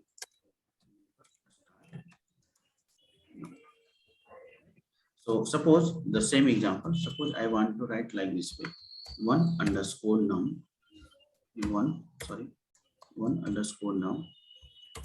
You can see if I do that, then it is showing the syntax. So this syntax is coming from the compiler. Okay, so compiler is checking that, okay, man, you have not maintained the proper syntax. Okay, so never start a identifier name with some numbers. Okay, numbers should be, you place the number at the end of the name. Okay, right? So these are the rules. So if there is a rule, then there will be a recommendation that, okay, don't worry about the rules, just use this recommendation. Yeah, anyone want to say something?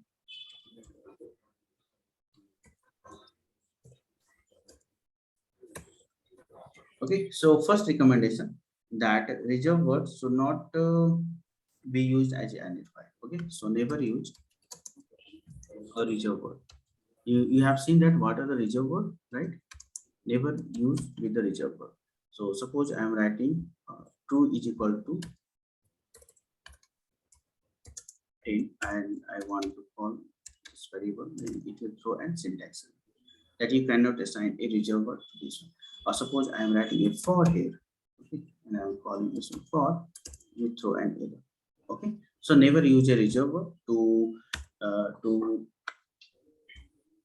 never use a reserve word for identifier. Okay, and the next recommendation that whatever the constant value, if you are giving any constant value, then always use a uppercase. Okay, so use uppercase letters for constant value. Constant values. Like suppose I am writing this thing 10, then I have to write like this way. Now this is a good way. Okay, it is like a standard way to write. But believe me, very less people write this one. And even after learning Python, you will be always not considering this recommendation. Okay, not considering this one. So it doesn't matter, but these are the recommendation. If you use this kind of recommendation, and so it will be helpful for understanding your code, or or if you want to understand someone's code, then it will be also be helpful, right? And one more recommendation is that never use any identifier which will be starting or ending with double score. Okay, like suppose never start or end with double score, with double score. Okay, like suppose I want to give like double score num barabar 10, and I want to call this variable, then it will give output, but this is not a good way. Why this is not a good way? So let's check the directory of integer. Print directory of integer class. Let's see. So in integer class, you can see these kind of methods are already defined here. Okay, so absolute underscore absolute, it is used for taking the absolute value. Okay, it will remove the negative sign. Addition and float index. So there are so many methods which is predefined with this integer class. So all of these methods, it will be defining by this underscore. Okay, at a starting and it and end also. So if you're writing this way, then maybe it will get, maybe you get confused that, okay, or someone else will get confused that what he has written. Either he has defined a method or what he is trying to do that. You can see that in earlier example when I was calling the documentation from any class function, then I'm using this kind of thing. Okay. A double underscore and using a starting and ending also. So this kind of concept you will be using when you will be learning OOPS classes. At that time you will be using frequently this kind of method. Okay, right? So never use this thing. Never start or end with this kind of thing. Okay, although your code will get executed, but this is not a good thing to do that. Okay, guys, any doubt? Anything all clear? No, sir, it's clear. Okay. So actually, I'm not teaching a like big thing. These are the basic things, so that you guys have a little bit of idea that what is going on, what is not going on. Okay. So like I have checked the which kind of method used in the integer class. You can also check it, a string class and whatever class you want to do that. Right. You can see in a string class we have a lot of numbers, a lot of method which predefined. Okay, so these are the things. And the next component is constant and variable. But since we have already had idea what constant variable, so I will not discussing that one. I will moving to the next Python variables. So the next one will be like expression and statement.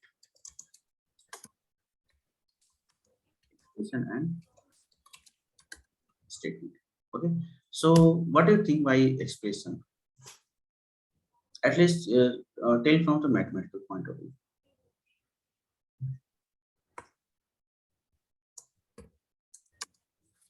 Suppose you are writing the same thing, a is equal to 10. Is this a expression or not?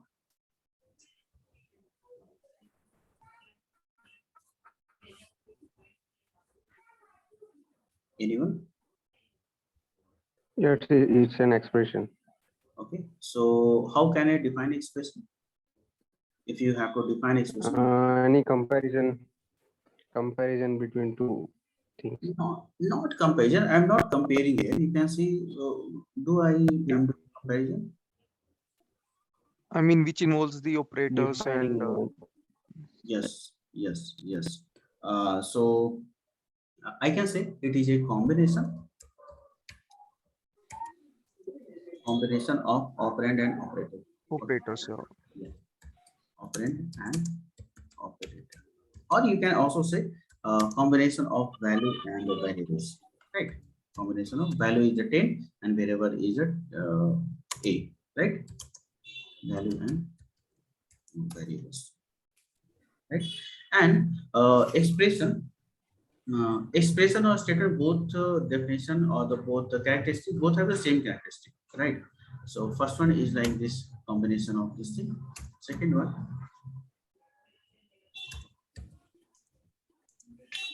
one, after executing a statement or expression, it will give you some output. Okay, it should give some output, right? After execution, it should get some output. Otherwise, it is not expression or it is not statement. After execution, we should get some output.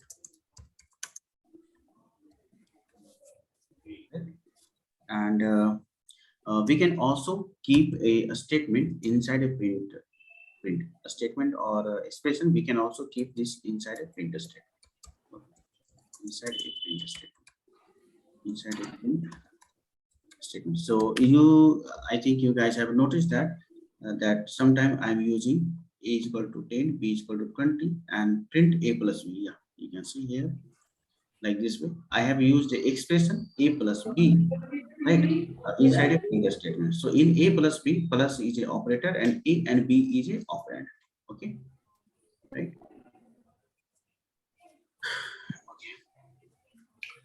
So this is the expression and this is statement. So in a statement we can have a multiple expression, right? So suppose I'm writing like this one.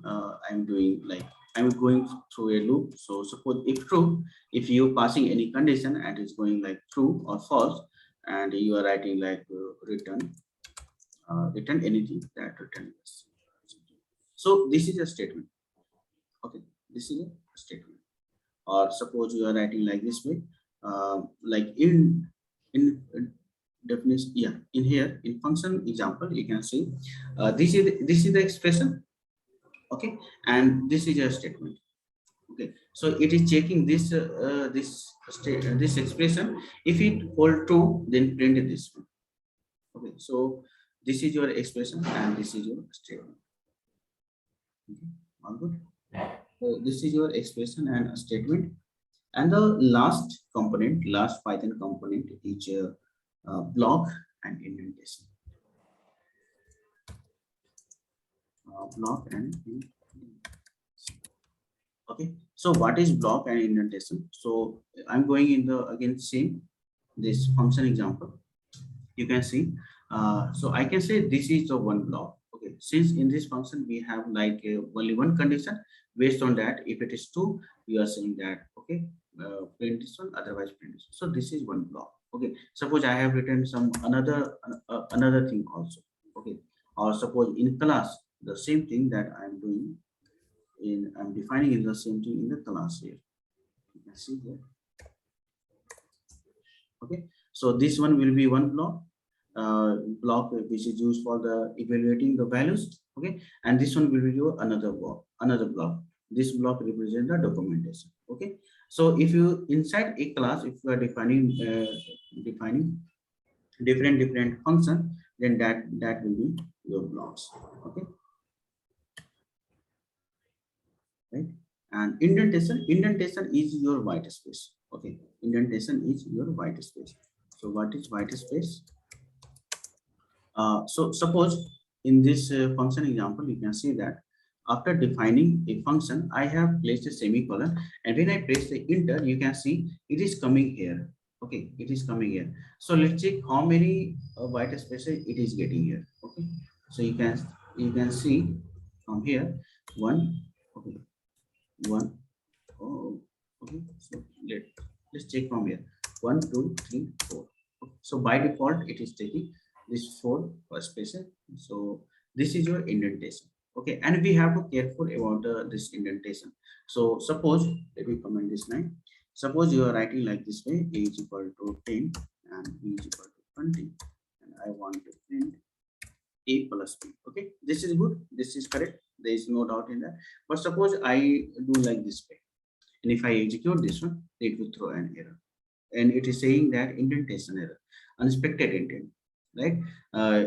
It should this line of code should not get any kind of a space. And since you are giving indentation unnecessary, so that way it is not execute. Okay, and you can see that only compiler will check the syntax error and syntax and the indentation. Okay, so compiler will check only these kind of things. So any error which is coming as a syntax error or indentation error, think that these things are coming from the compiler. And once compiler, from compiler it is giving error, it means then intermediate code has not been generated. Right, guys? Okay, so these were the so these are for the today's. Okay, we have discussed the data types of the Python, components of the Python. Okay, these two things I have discussed, and I have give you a little bit of idea that what is programming language, why we are choosing Python language. Okay, what are the benefits using this Python things. Okay, and tomorrow classes, I will discussing this thing again: source code, intermediate code, machine code, and some memory allocation in the Python. I will discussing some. And what was discussed in the yesterday's class? In yesterday class, you can find it from the recorded video or yeah. So actually, I give a proper introduction like how machine learning, what is machine learning, what is deep learning, right, and how to write code in machine learning. Sorry, how Python is used to write some code. Okay, and why you are learning Python at the first place, because with the help of Python you can do all the data analysis. Okay. So only introduction kind of thing. I actually hadn't discussed anything all of this. Okay. So that's it, guys, for today. If you guys have any theory doubt, please let me know. And if you want, Sir, I want to get a clarification on expression and statement, also on block and indentation. okay. So let me open another file for this one.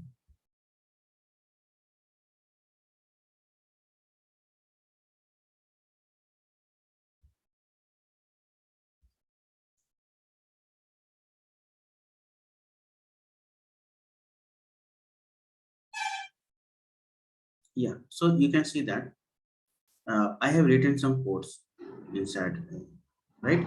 So let me go, yeah, go for this one.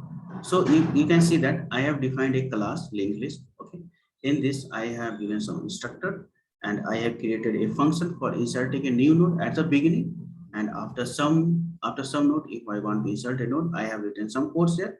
If I want to add some node at the end, then I have written some code here, right? And even I have placed some these kind of things, some conditional statement. Okay, so I can say that, okay, this is your class and this is your function. Okay, in class you have to write class at first. To define any function, you have to define function at first. Okay, and you can say this is one block. So I can say this is a one block which represents to insert a function, or which represent a function push. Okay, and what is function push? It can be anything. Okay, that whatever you written code. But for a block point of view, I can say this is a block one, which is used to define function push. This is another block. Okay, this is another block, right? Which is used to define function insert after. This is another block. Okay, this is to define a function append. Okay, so these are the blocks, right? And indentation, you have already, I think, got idea about the white space. If you place this after the indent, it will be getting 4 spaces. Okay, and yeah, what were the remaining block, indentation, and a statement and expression, right? So expression, actually I haven't, yeah. So you can see that these are the expression. Okay, expression there will be a operator and there will be operand. Okay, so left side and right side it will be operand, and the middle, uh, it can be anything, equal to sign, plus sign, minus, multiply, etc., etc., anything, or comparison operator, in fact, less than, greater than, equal to sign, okay, not equal to, this kind of anything. So that one will be your expression. Okay, so expression will contains your operator and operand. Okay, and a combination of a statement, I can say this combination of, sorry, expression will be a statement. Okay, so this is a statement. Okay, so if self a dot head is none, then this kind of things you can do. So this is your statement. Okay, right? All good? Okay, sir. Yeah, anyone else? So did you guys got any drive link for the study material? You guys want me to share this file or not? Yes. Yes, sir. So let me download. So let me show you how to download and how to, this will helpful when you will be submitting assignment. So what you have to do, you have to download as a notebook file. Don't use this .python py file, both will be same. But if you downloading this in python.py file, then you will not execute it. Okay, because Python file will be get executed whole. So always download this notebook file .ipynb file. So it is getting downloaded. Okay, and let me paste in the chat box.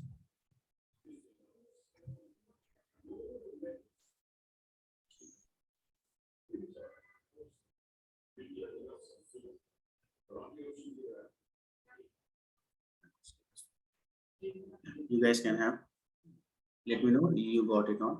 And Ratuja is saying, hi sir, today was my first lecture and I did not get the context for the major part of the class.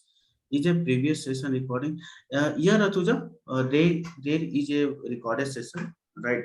And whatever the session we have happen in the learning, all session is getting automatically recorded. Okay, and you can get this recording from the team member, support team member that you have contacted before joining this course, right? It may be Simran, Neha, or any person, right? Manju, any person. So contact him or her. He will guide you through, right? And in first lecture, I actually didn't discuss anything. So whatever I discussed today, actually these are the syllabus for the first day itself. Okay, but since with the good interaction with you guys yesterday, and even I enjoyed that, I actually discussed the what is this Python, what is machine learning, what is deep learning. Okay, how Python, with the help of Python, how you can write code. Okay, how you can do some data analysis, this kind of stuff. So I totally did only order discussion. I didn't teach anything else. You can see in class 1. Where it was, this is evening class, right? Yeah, in intro class I didn't discuss anything. Actually I got very less time in the last 15 or 20 minutes. So you can see I only discussed the interface of the Jupyter and how to install, and where from where you can find this Anaconda navigator. I only discussed those things. Okay, you can see I didn't discuss anything. Okay, Ratuja? Okay, sir. Yeah, so you didn't miss anything, don't worry. Okay.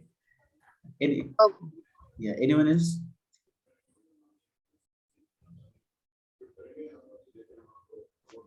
Sir, where did you share this file? In chat box. I didn't get, so. It is shared with everyone.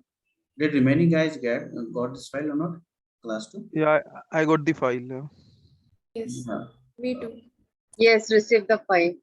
Okay, so yeah, actually I shared with everyone, so everyone can be able to see this one.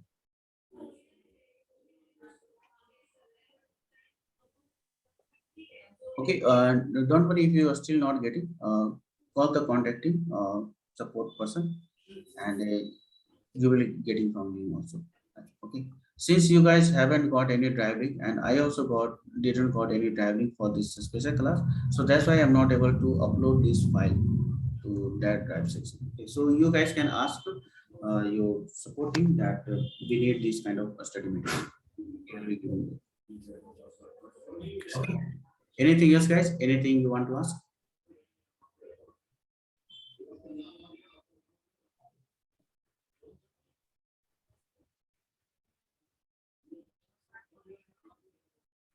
Okay. So yes, Prasad. Okay. So I think everyone is quite happy. So that's it, guys. That is from my side. We will meet tomorrow again, and tomorrow will be the last day of our discussion. Okay. I hope you guys at the end of our discussion, you guys will get some idea of the Python and all the stuff. So let's meet tomorrow for today. Take care. Bye bye. Bye bye, sir. Thank you. Yeah. Thank you. Bye. Thank you. Bye.